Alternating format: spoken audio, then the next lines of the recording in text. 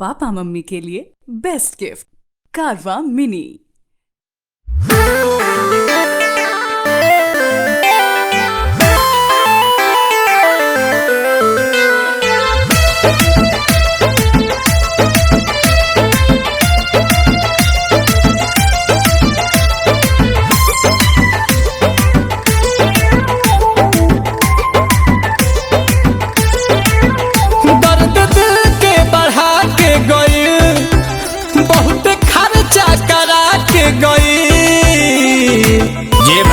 खाली बा ठंडो लगता दर्द दिल के बढ़ा के गई, बहुत खर्चा करा के गई। हमके लागल की लाइक करत भी यार, बाकी ठेंगा देखा के गई। हमके लागल की लाइक करत भी यार, बाकी ठेंगा देखा के गई।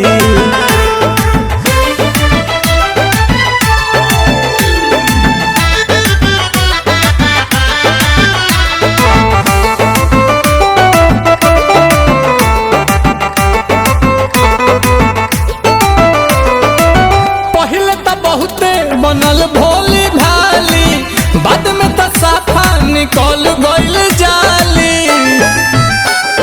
जेब भइल खाली, पहले तो बहुते बनल भोली भाली, बाद में उ साफा निकल गइल जाली।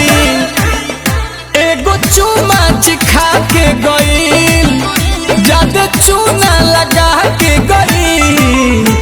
हमके लागल की लाइक करत भी यार, बाकी ठेंगा देखा के गई। हमके लागल की लाइक करत भी यार, बाकी अंगूठा देखा के गई।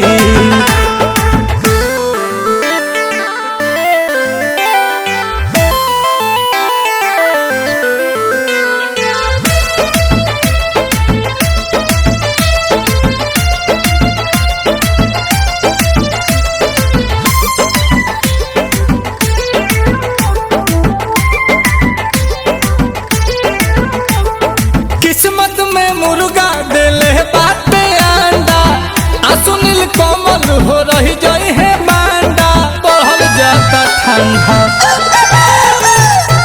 किस्मत में मुर्गा देले बाटे अंडा, सुनील कोमल हो रही जाए है बांडा।